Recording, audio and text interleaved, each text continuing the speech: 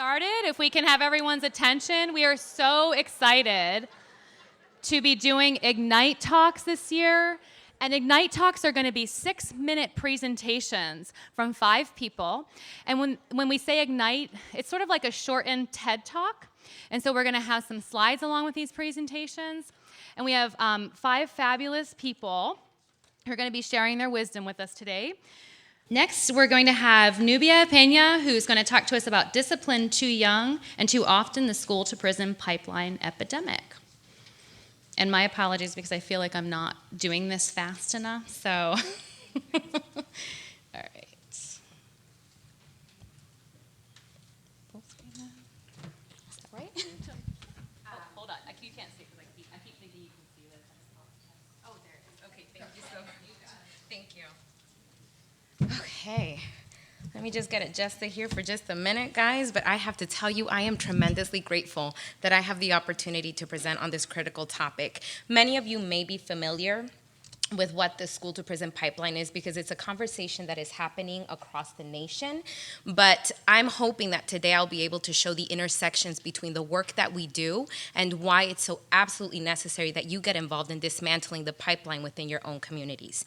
Now, before I give you the actual definition, I want to share a picture and ask you to raise your hand. How many of you are uncomfortable with this image?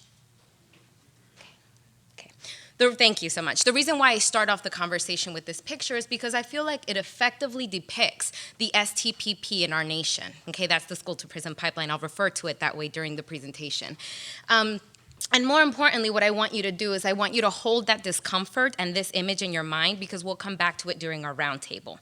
So what is the school-to-prison pipeline? It is the prioritization of incarceration over education. It is the policies and practices that push our nation's children, especially our most at-risk youth, out of school and into the criminal and juvenile justice system. The problem with the STPP is that it is one direction. It is very easy for children to be pushed out of schools, but it is very difficult for them to get back in or to reintegrate. And what we're noticing is that children who are involved with the STPP, whether it be through expulsion, suspension, JJS involvement, they're stigmatized, labeled, they're isolated by their peers. Administrators are targeting them, but more importantly and significantly, it is more difficult for them to stay on track when they're falling behind in their studies. Thank you for those validating the statements that I'm making, right? So thank you. And additionally, this emerging trend particularly impacts low-income students, children of color, children with disabilities, English language learners, homeless youth, youth in foster care. Now, my question to you is, out of the programs that you are currently implementing in your coalitions or in your agencies, how many of the vulnerable youth that you work with are on that list? I would argue that it's all of them. Okay, so please keep in mind as we move through these slides, consider the links to vulnerability and the risk factors for both victimization and perpetration that the school-to-prison pipeline creates for youth who are already systemically disadvantaged. Now, there are several elements of the school-to-prison pipeline, but I will focus what I believe are the 3 most damaging to students. We'll begin with zero tolerance policies. Essentially, they say, strike one and you're out. There is no room for mistakes, and these policies criminalize and penalize adolescent behavior. These practices also threaten to prepare an entire generation of children for a future of incarceration. I will show you a few stories that will highlight the inappropriate response of ZTP. Look closely at this cartoon. This is a satirical response to a real story of a young boy who was suspended for doing a handgun gesture. Okay? Now, please hear me when I say I don't mean to minimize the severity of gun violence in America. I do, however, challenge the tactics that are being used against our youth that are branding these children. Now this one in Texas, a boy is suspended for saying that he could make classmates disappear with Lord of the Rings sorcery. The father later writes in an email, I assure you, my son lacks the magical powers necessary to threaten his friend's existence. But if he did, I'm sure he'd bring them right back. Glad you appreciate that. The father didn't appreciate it, but I'm glad you do. So, another element of the STPP is law enforcement in schools and their overuse and misuse as disciplinarians. An example of the misuse of police is when a 5-year-old boy is sent home in the back of a police car because the child was out of dress code when he wore the wrong color shoes. But let me give you some background. What led to this is that the boy's mother could not afford to buy the child another pair of sneakers and used a black marker to color his white sneakers in. The 5-year-old boy was sent home in the back of the police vehicle to teach him a lesson. Okay. Here, we have sheriff's deputy who shackled elementary school students ages 8 and 9 years old who had disabilities. I'm glad y'all are getting pissed. I'm just telling you right now, right? Okay.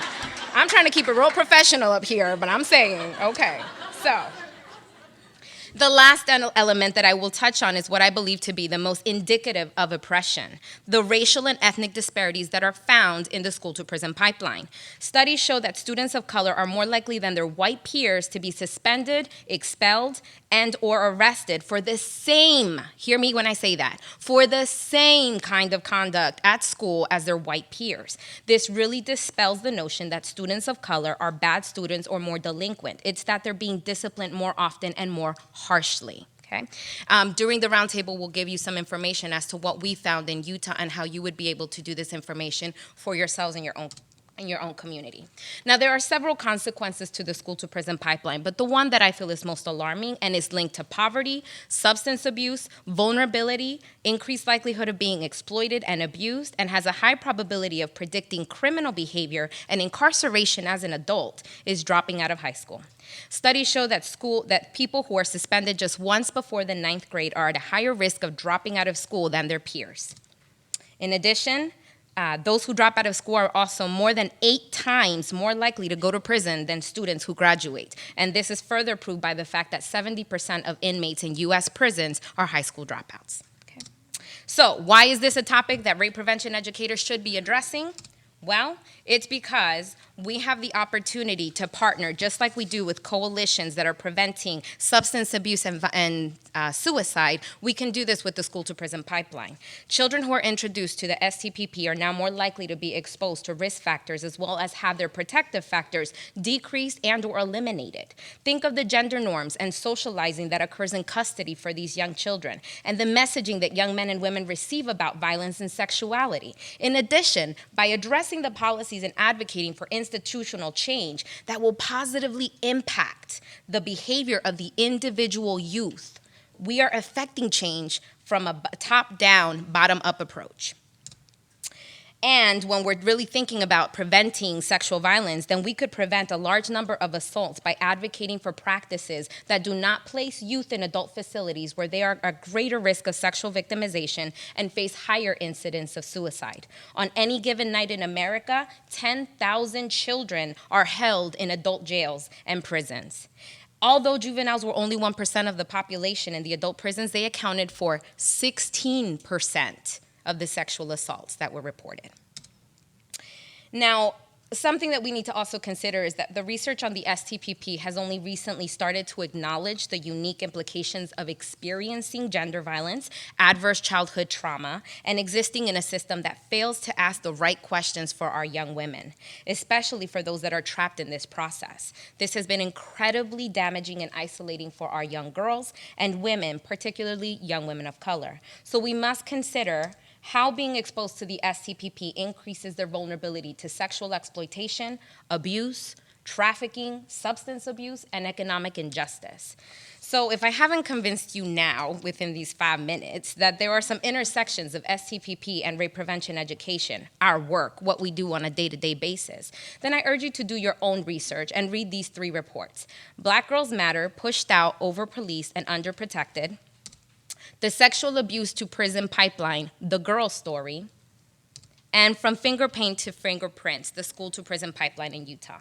Now, I will say that I am one of the contributing authors in this report, and because of the disparities that we found in our community in the discipline practices that were being enacted against children of color in Utah, one of the members from the Racially Just Utah Coalition filed a complaint with the Office of Civil Rights. It was recently announced on August 15th that the U.S. Department of Education will investigate the Salt Lake City School District for discrimination against minority youth. So here we go, y'all. We're trying to change the system, right? We're trying to change the system. Thank you.